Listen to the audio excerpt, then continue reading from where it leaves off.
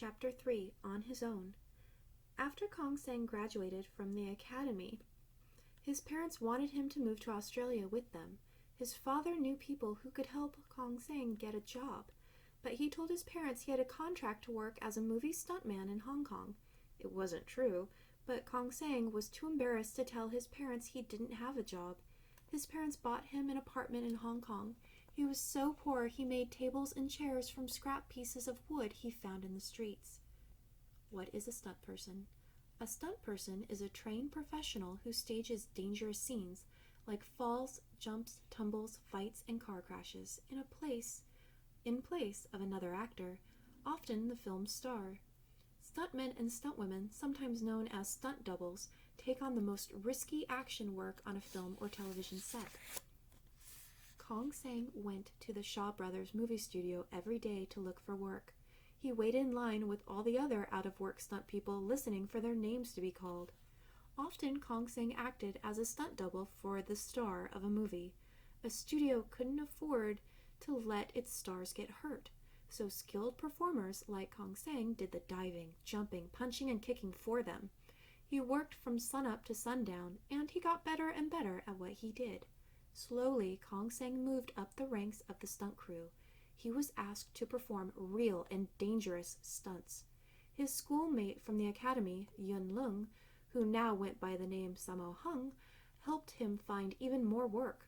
Kong Sang rose to the top of his profession. In a very short time, he had become a respected stuntman doing very risky stunts, but he wasn't a movie star, and he really wanted to become one. In 1971, Bruce Lee began making films in Hong Kong. Lee was a Chinese actor and martial artist who had been born in the United States. He changed the Hong Kong film industry forever. Instead of using the traditional stiff style of combat of the classic martial arts movies, Lee played street fighters and tough guys. Chinese audiences loved it. Movie studios rushed to sign actors who looked, talked, and fought like Bruce Lee. Bruce Lee, 1940 to 1973. Bruce Lee was born in Lijianfan in San Francisco, California in 1940. His family moved to Hong Kong when Lee was still a baby. At age 18, Lee moved back to San Francisco. He went to college and eventually opened a kung fu school. During a visit to Hong Kong, the producer Raymond Chow asked Lee to star in a movie called The Big Boss. It was a hit with Chinese audiences. Bruce Lee went on to star in movies such as Fists of Fury, The Ways of the Dragon, and Enter the Dragon. He became an international superstar and one of the biggest martial arts actors in history. Kong Sang wondered if he could ever be as famous as Bruce Lee. He certainly wanted to try. When he was offered a stunt job on Lee's movie Fists of Fury, he was thrilled. He was asked to do some very dangerous stunts. For one, Kong Sang would have to launch himself backward, get pulled through a door by wires, and then fall from 20 feet off the ground into a roll, all in one scene. Kong Sang performed the dangerous stunt perfectly, but he was knocked unconscious toward the end. When he awoke, Bruce Lee was standing over him. "Very good," he said. "That's a print." Bruce meant that the scene was so good it would be the perfect shot to use in the movie, and one that would get printed on the actual film. Kong Sang learned from his experience on Fists of Fury that he no longer wanted to be just a stuntman. He wanted to be a stunt coordinator, the person who designs the flow of the action and who tells other stunt people what to do. He believed he could become the youngest stunt coordinator in Hong Kong. "When I put my mind to it, I feel like I can do just about anything." Kong Sang got his wish, and he began coordinating stunts for many movies in Hong Kong. Then the unthinkable happened. In July 1973, Bruce Lee suddenly died. Movie studio executives tried to find the next Bruce Lee, but no one could replace the superstar. Attendance at martial arts movies dropped. Kong Sang's stunt work slowed too. As a stuntman, he had not been considered an actor. He didn't have any lines to speak, and he was used only during action scenes. But he wanted to become an action movie star and not just a stuntman or stunt coordinator. When martial art movies became less popular after Lee's death, Kong Sang worried that his dream of becoming a star would never come true. But then Kong Sang was offered a small supporting role in a movie called Hand of Death. He wasn't the star, but this was a start. On the set, Kong Sang learned many things about acting.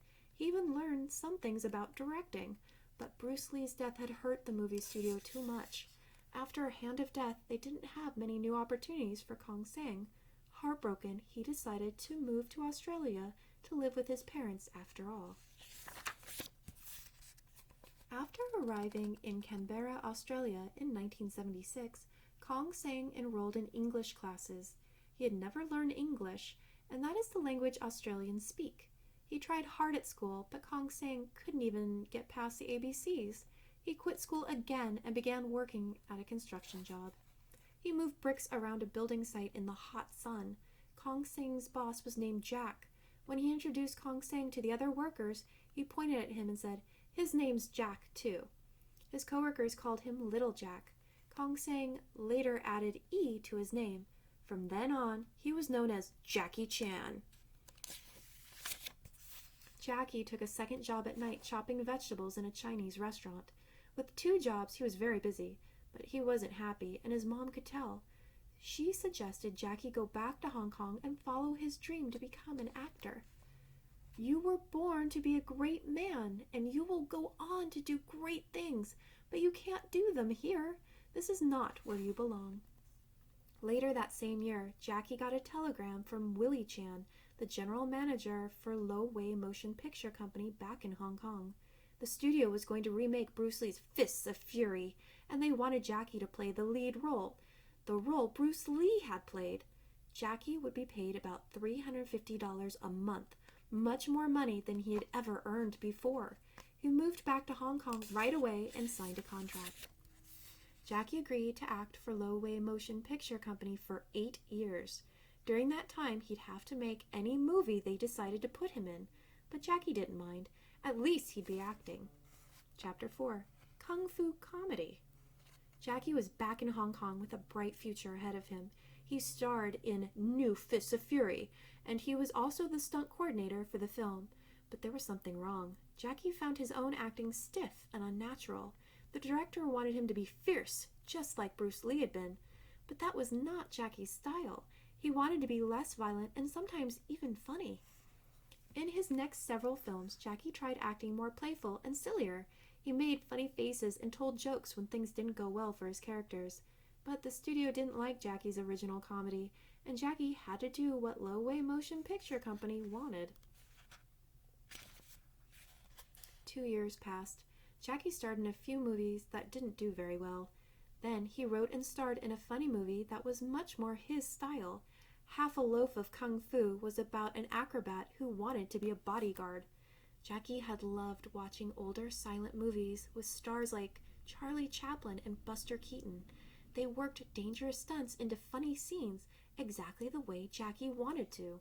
But Half a Loaf of Kung Fu was not released until much later. The director didn't like how the film had turned out. Jackie was very unhappy. He asked to be loaned to another studio for a while. Jackie hoped the new studio would let him star in the kind of movies he wanted to make. Things started off great at Seasonal Films. Jackie told his bosses at the new studio to reconsider trying to create the next Bruce Lee. He thought they should try to be Bruce's opposite. Bruce kicked very high. I say we should kick as low to the ground as possible. Bruce screamed when he hit someone to show his strength and anger. I say we should scream to show how much hitting someone hurts your hand. Bruce was Superman, but I think audiences want to see someone who's just a man. A man like them. Someone who wins only after making a lot of mistakes, who has a sense of humor. In his next film, Jackie got a chance to make the kind of movie he wanted to make.